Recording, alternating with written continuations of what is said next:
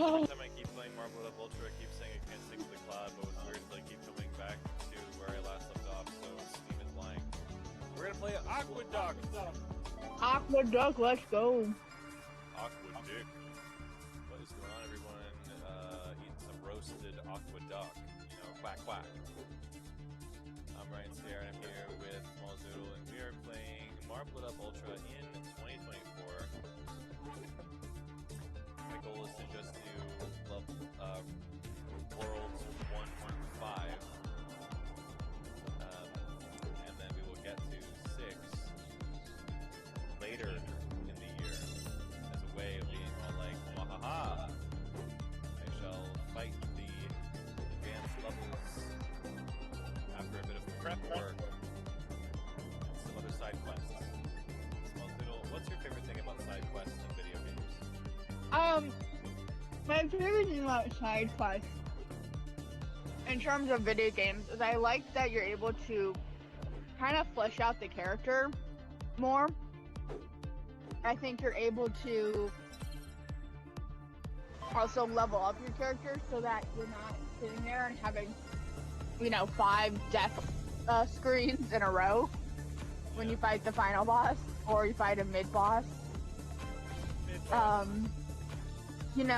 I think it's a way for us to explore the world also as well. Because if you just do the main storyline, you see a very limited part of, the story in itself. And sometimes you could, with Skyrim and Red Dead and all of these, places, you actually want to do the side quests so you can see more and build up your character more. Yeah. That's exactly how I thought Undertale was played, and boy was I wrong. But, yeah. I love, it's funny, last night at dinner, I was playing Pokemon again on my phone, and it's crazy how well the old Pokemon games still hold up. And it's interesting because it's sort of different, right? Because what it is it's, in the old Pokemon games, you consciously have to grind. And in games like, your ARPGs, your action RPGs like Skyrim and Red Dead, there's an incentive to grind. It's sort of what the mechanical feature of side quests is. And that's cool as heck. I like the ability of getting lost and immersed in the world and leveling up gradually. And obviously, that style of immersion is clearly what's popular, what's a hook. Yeah, it's one of those things to me that you're able, because there's a lot of side quests in Skyrim that you're able to earn, you're able to buy a house and it helps you with that. And you get to know different companions and such. And so it's something that's super cool to me, at least. Yeah, absolutely. Yeah, it's so funny too, because I was trying to play Elder Scrolls Blades. Man, that game is disappointing. I was so interested in trying to play Elder Scrolls Blades. It's some kind of and the thing is it's very much, and this isn't inherently evil, but it's very much mobile game reskinned with Elder Scrolls, because it's about just your town got attacked by the Empire or the Aldmeri Dominion, one of them, and you end up needing to rebuild it from scratch. So it's basically a lot like Animal Crossing. Animal Crossing's whole shtick is you build the town up from nothing. But it's just, obviously you have these quests, and you have to go to these dungeons and stuff. And the more dungeons you go to and fill out, the more you can get experience points, get actual real money, and usually you're going to these dungeons because people in the village are telling you, hey, clear out this place of goblins or whatever.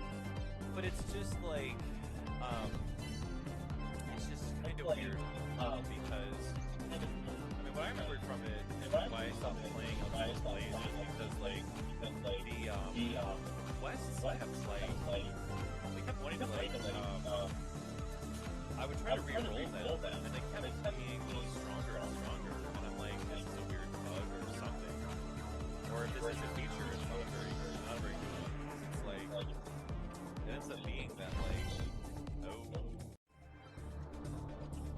try to go to these dungeons, but what happened was they were too high level, and I would re-roll them, and then it would just go higher level.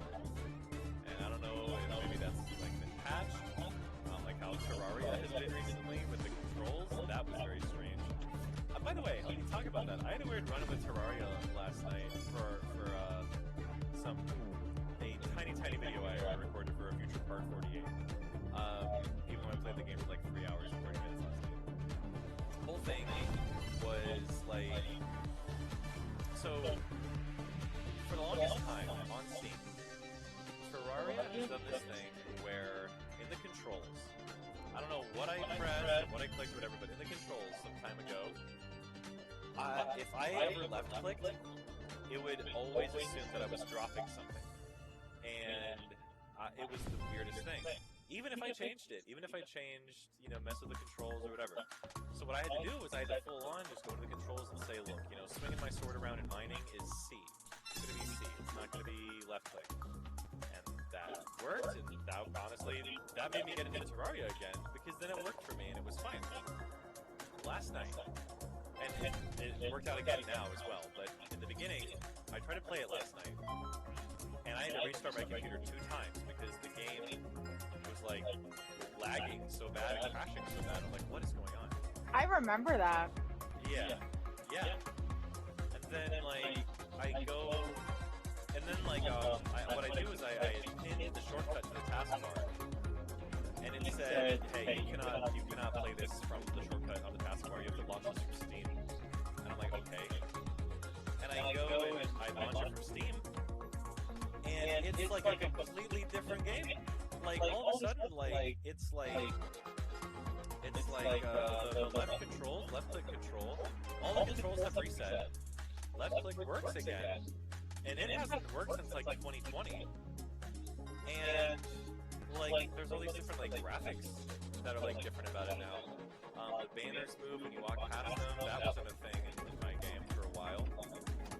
And so I think the game just needed like an update patch or something for like the longest time. And now it works again. It's crazy.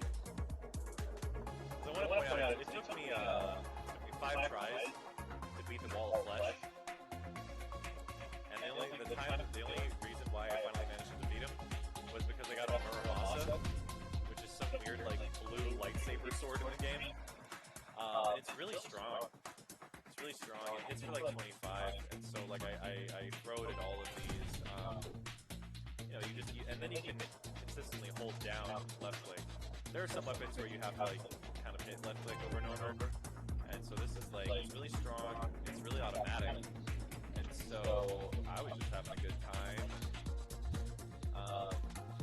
And I still only beat it by like the skin of my teeth, and I have a tiny video of it because I don't even have, there's still some prerequisites I gotta get. The strongest pickaxe I have for reference right now, the strongest pickaxe I have in Terraria is a platinum pickaxe. And that's with one of the sort of pre-hard mode minerals and ores.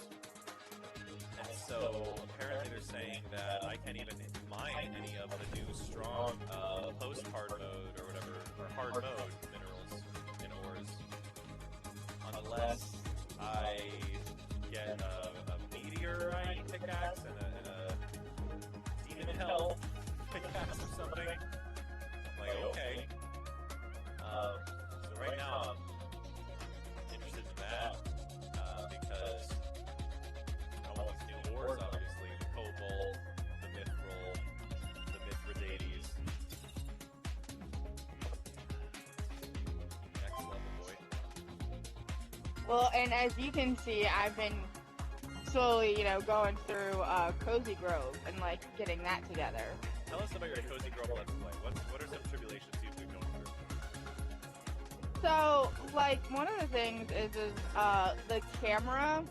Sometimes you get these, so when you're doing or waiting for, like, parts of the main quest that, like, the ghost will give you, you get these little time quests. Now, depending on the quest, you either have 5 hours to complete it, or you have 11 hours, or you have 2. so the different time quests, it's based on different ones.